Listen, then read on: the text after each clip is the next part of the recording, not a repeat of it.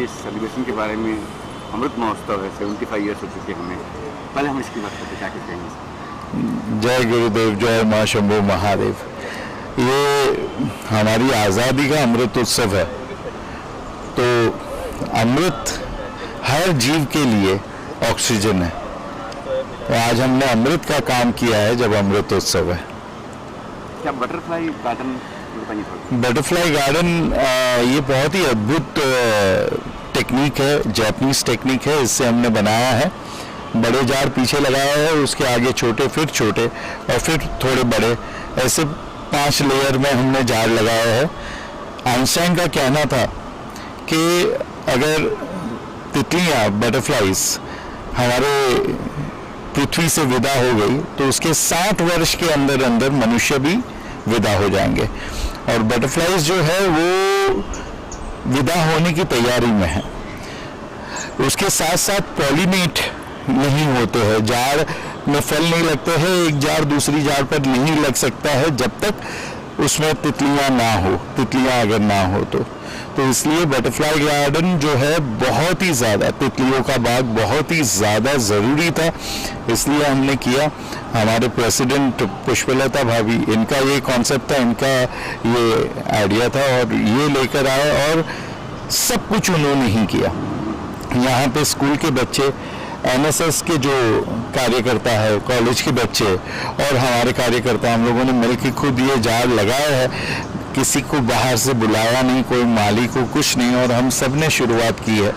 और अगर आप सभी का सहकार रहा, साथ रहा, तो हमारे प्रेसिडेंट का ऐसा संकल्प है कि इस वर्ष में, अर्थात अगस्त 2022 से लेकर अगस्त 2023 तक 75,000 जार लगाने हैं, क्योंकि 75वां अमृत वर्ष है आज़ादी का। और उनको मुंबई में या मुंबई में केवल नहीं, मुंबई में 75,000 जार हो गए तो बिल्डिंग तोड़कर लगाने पड़ेंगे। तो इसके लिए हम लोग ने महाराष्ट्र की काफ़ी चीज़ें, काफ़ी ज़मीनें पसंद की है। साथ साथ में हमने मध्य प्रदेश और इसके तुरंत बाद हम लोग जाने वाले हैं कलकत्ता, सुंदरबन में। तो वो जगह भी हमने बातचीत की है। हमारे जो टीम है, पुष्पलता भाभी है और संदीप मनियार जी है, मैं हूँ, हमारा एक आश्रम है कलकत्ता में, तो वहाँ के जो कार्यकर्ता है, सरिता जी वगैरह, उनकी वहाँ के एनजीओ से वगैरह बात हो रही है और वहाँ पे हम तैयारी करना चाहते हैं। सबसे सुंदर बात यह है कि बिना 1 रुपये का फंड कहीं बाहर से लिए बगैर, ना ही CSR से लिए बगैर, आज तक हमारे पास CSR नंबर है लेकिन आज तक हमने 1 पैसा CSR से नहीं लिया है। सब हमने आपस में ही एडजस्ट करके, आपस में ही सारे फंड्स निकालकर ये कार्यक्रम हमने शुरू किया है। और हमारे साथ जो गो शून्य वाले गोपाल जी है, जो आज है नहीं, दुर्भाग्यवश, क्योंकि उनको बहुत सारे आज कार्यक्रम में जाना था, तो एनएसएस के कार्यकर्ता है, गोपाल जी है, उनके साथ ही हम इन सभी जगहों पे ये प्लांटेशन की ड्राइव करने वाले हैं। लोगों से क्या अपील करना चाहिए? लोगों से ये उम्मीद है हमारी कि एक जार को लगाने में, मतलब आपको पौधा तो रास्ते में ऐसे ही मिल जाता है 200-300 रुपये का। अभी मैं अपने घर के लिए लाया तो रिटेल में हम लेते हैं तो 1200-1500 रुपये के अच्छे पौधे मिल जाते हैं, ऑक्सीजन प्लांट्स। लेकिन अगर एक पौधा लगाना है, जैसे हमने होलसेल में लगाया, तो एक पौधे का लगाने का 500 रुपया खर्चा आता है। उसको 2 साल कम से कम मेंटेन करना चाहिए। 2 साल तक अगर हमने मेंटेन नहीं किया तो उस पौधे को जीवन नहीं प्राप्त होगा। मतलब आपने बच्चा पैदा करके छोड़ दिया रास्ते पे, उसको अपने हाल पे, तो वो बच्चा जीने वाला नहीं है। तो 2 साल तक उसका मेंटेनेंस लगता है। इसके बाद जो है उसको बाउंड्री लगानी पड़ती है, उसको सेव करना पड़ता है। तो ये सब चीज़ों के लिए काफ़ी पैसे लगते हैं। एक जार के पीछे आप समझ लो लगभग 4 से 5 हज़ार रुपये खर्चा आता है। तो जो लोग इसमें सहभागी होना चाहते हैं तो उसके लिए आमंत्रण है। साथ साथ में हम बच्चों की पढ़ाई के साथ काम करते हैं। अभी हमने बच्चों को फ्री नोटबुक्स डिस्ट्रीब्यूट किए थे।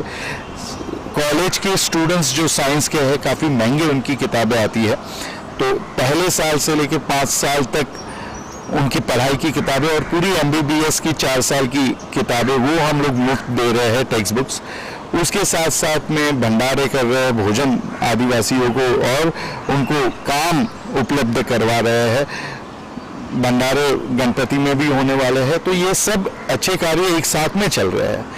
तो तन मन धन से आपकी हमको ज़रूरत है। जो स्वयं आ नहीं सकते हैं वो दान दे, मन से प्रार्थना करें हमारे लिए, और जो स्वयं आ सकते हैं वो फील्ड पे आए। जो तीनों दे सकते हैं वो तीनों दे, जो 3 में से 2 से दे सकते हैं वो 2 दे, पर जुड़े हमारे साथ। ये निवेदन है, ये प्रार्थना है। कैसी कल्पना आई ये butterfly? Okay, yeah, thank you. This was a concept we devised because our founder of Vidya, Dr. Hitesh Guruji, he had a dream that we always need to give back to the nature what we take from them. So we started this initiative in the respect that we will keep reinventing and regrowing what we are cutting these days. Today trees and plants are becoming scarce. There's a lot of landslides that happen. We have a future that we need to take care of, the children who are important this, for the future. What really happened is because of the abuse of nature, we all are facing a lot of problems. So this is one small initiative on our behalf to begin to return it back to the nature. We started a project called the Blue Window, which basically kind of takes care of every aspect of our nature. That is, we're going to look into the water aspect, the air and the soil. So we want people to come forward and be with us in this, because without these natural elements, we are nothing in this universe.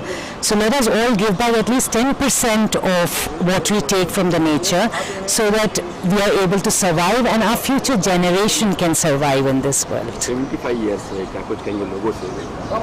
लोगों से मैं इतना ही बोलना चाहूँगी कि of course initiative सब बहुत expensive हो जाते हैं. Nothing comes free in life. We take nature for advantage of the nature, and you think ये free मिल रहा है तो use कर लिया, but जब हमको वापस देना पड़ता है तो उसके पैसे लगते हैं. तो I would request everybody to just come forward and be a part of this initiative and all our future initiatives by way of donations, and of course, like our founder member said, that please be a part of the initiative with more hands with us. We need more people to be a part of this.